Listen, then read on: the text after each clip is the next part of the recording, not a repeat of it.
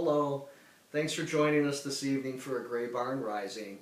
Sitting here, of course, with Bootsy Beagle and drinking a cup of Cloud Mist Supreme Tea this evening. I'm reading the poetry of the great Argentinian poet Alfonsina Storni, a poet who is unfortunately not as well known as she should be. She lived from 1892 to 1938 and was an amazing modernist poet. I just simply adore her work. It's very intense, very woman-centered, at times surreal.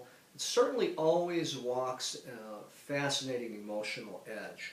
So I wanted to share some of her poems with you this evening. I'm going to be reading from her selected poems, which is edited by Marion Freeman, and various translators in this book, including Marion Freeman, Mary Crow, Jim Normington, and Kay Short. So I'd like to begin first with her rendering of Garcia Lorca. She has a poem for Federico Garcia Lorca entitled Portrait of Garcia Lorca. Looking for the roots of wings, his forehead moves to the right and to the left. Over the whirlwind of his face, a curtain of death is drawn, thick and twisted. A wild animal snarls in his face, trying to destroy him in its rage. His distant eyes suggest Grecian eyes. The Andalusian hills of his cheekbones and the trembling valley of his mouth are smothered in climbing vines. A scream leaps from his throat, begging for moonlit knives made of sharp-edged water. Slice the throat from north to south, from east to west. Let the head fly, only the head, wounded by dark ocean waves. Let the mane of the satyr fall on him like bell-shaped flowers on the face of an ancient mask. Silence his huge voice in its nasal passages. Free him from it and from his gentle arms and earthly body. Before throwing his body into space, force his arched eyebrows to become bridges of the Atlantic and Pacific, so that his eyes, like lost ships, can sail without ports or shores. And that was a translation by Jim Normington.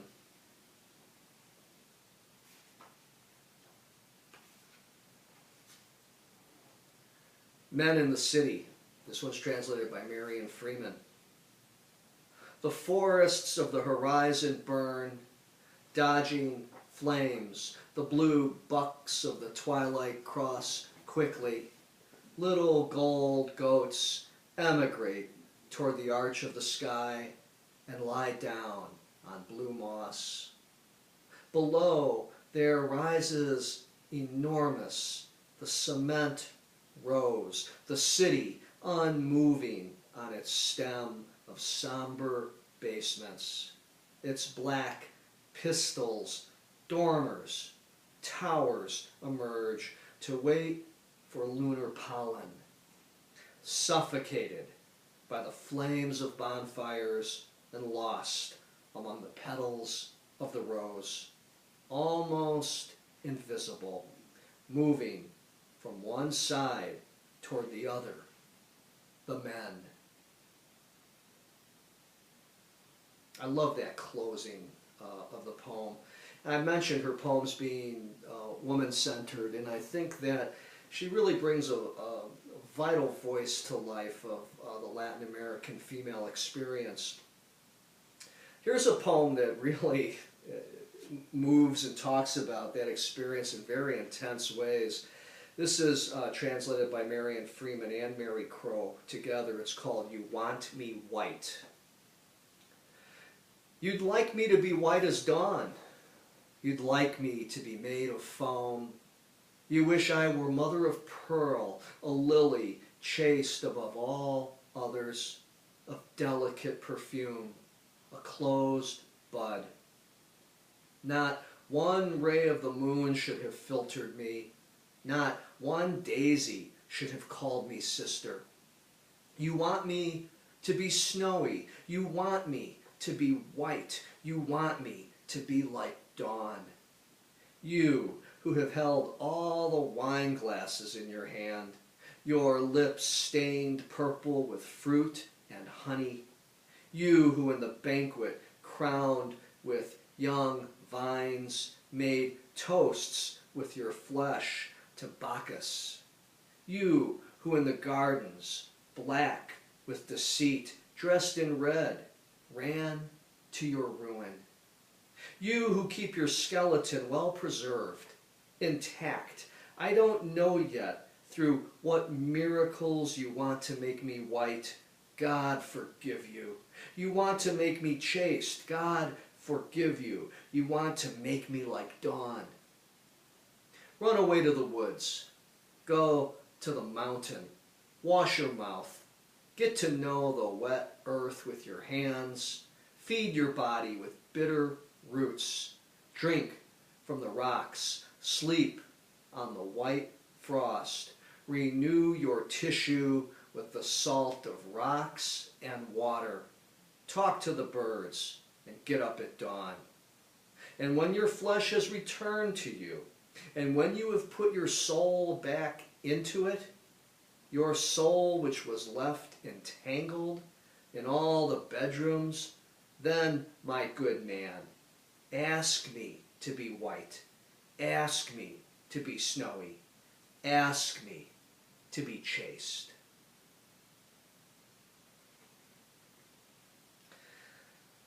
I hear at least minor echoes of the great Peruvian poet Cesar Vallejo in that poem.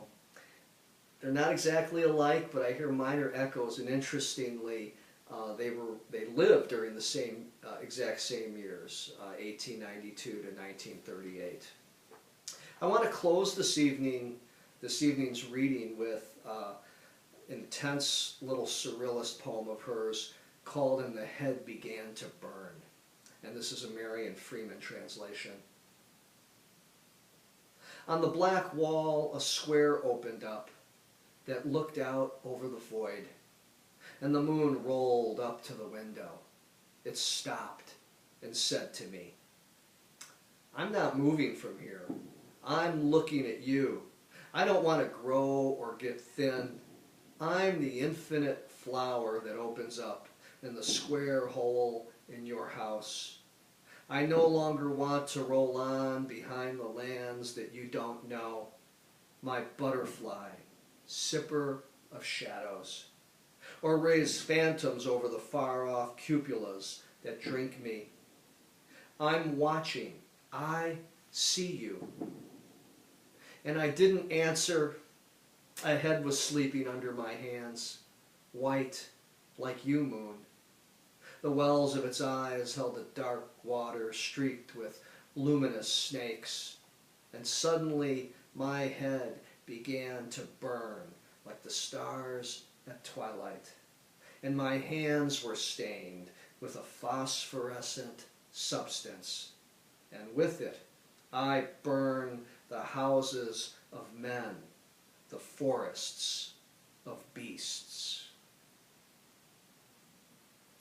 I think that idea of fire and burning, that chthonic quality in Alfonsina Storni's poetry is so prevalent, and it's that intensity of fire in her voice that keeps these poems still very much alive.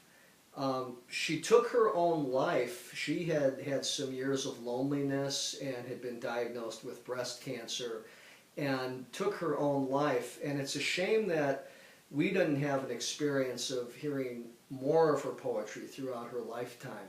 But certainly these poems burn with a great intensity, a kind of dark luminosity that gives off a brilliant light to her work still today. I hope that, again, I read from the selected poems of Alfonsina Storni. I hope that this brief reading will give you an opportunity to seek out more of her work and interest you to read more of the poems of Alfonsina Storni.